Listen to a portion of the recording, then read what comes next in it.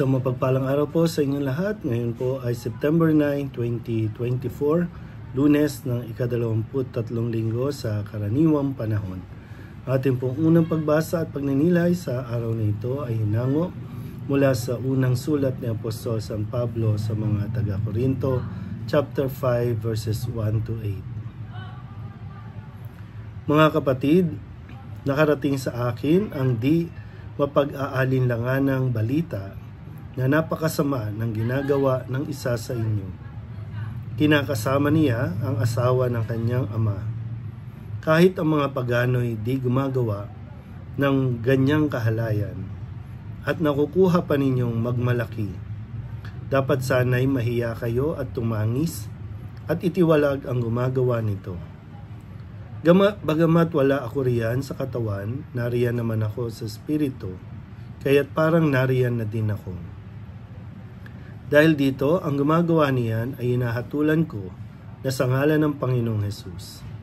Ako'y kasama ninyo sa espiritu sa inyong pagtitipon. At sa kapangyarihan ng ating Panginoong Hesus, ibigay ninyo kay Satanas ang taong iyan upang mapahamak ang kanyang katawan at nang maligtas ang kanyang espiritu sa araw ng Panginoon. Hindi kayo dapat magpalalo. Hindi ba ninyo alam ang kasabihang na paaalsa ng kaunting libadura ang buong masa?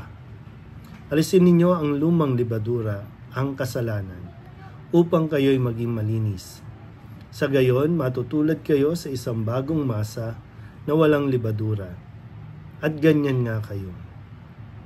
Sapagkat naihandog na ang ating korderong pampaskwa, si Kristo. Kaya't ipagdiwang natin ang Paskwa.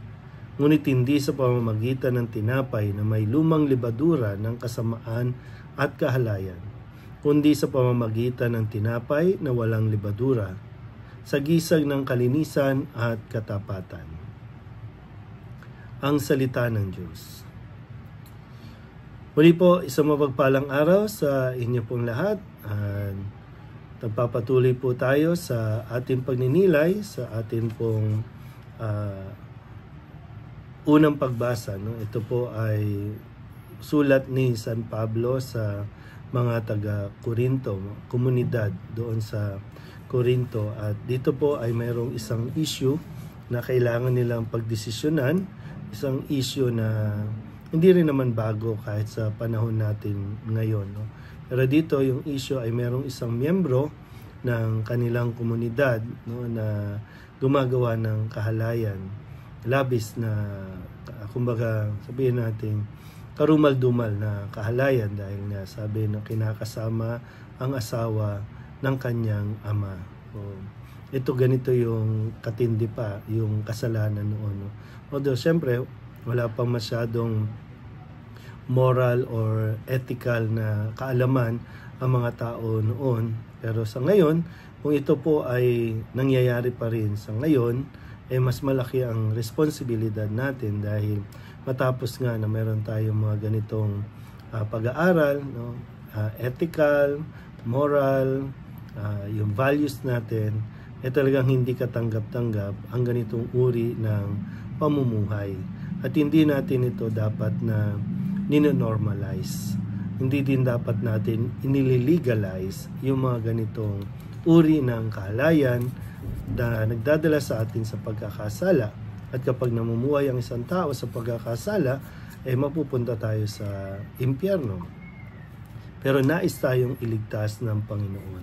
Mahalaga po yung mga utos, mahalaga yung mga batas na ibinigay sa atin na dapat nating sikapin na maganap. Kaya nga po, ibinigay ang mga utos at batas para sa ikakaayos ng ating pong samahan.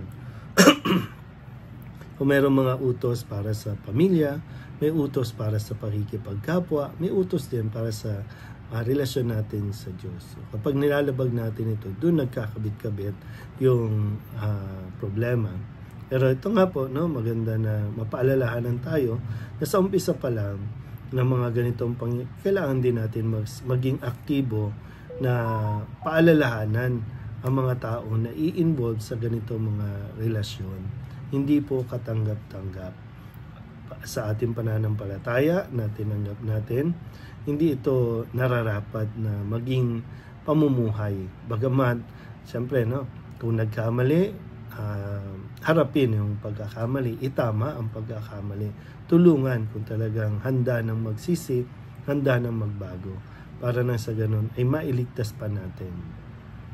At ngayon, no, hindi lang naman ito yung nagiging sitwasyon natin na marami tayong mga bagay na gusto nating i-normalize at gusto nating i-legalize, mga pagsasama. Kaya nga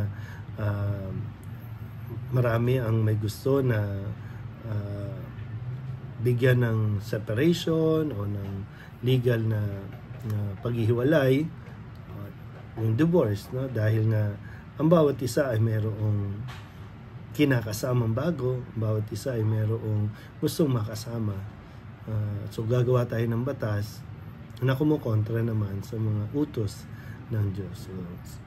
At ito po, no, sa sulat na ito, isa pa lamang ito, nagsisimula pa lang tayo sa ilang mga issue na sinagot ni San Pablo bilang gabay sa mga tao doon sa mga taga-Korinto.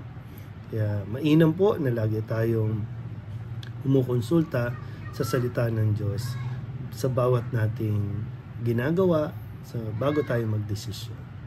Ano man ang relasyon na mayroon tayo, pagnilayan natin kung ito ba ay naaayon sa utos ng Diyos o lumalabag ito sa utos ng Diyos. Muli po, isang mapagpalang araw sa inyo po lahat.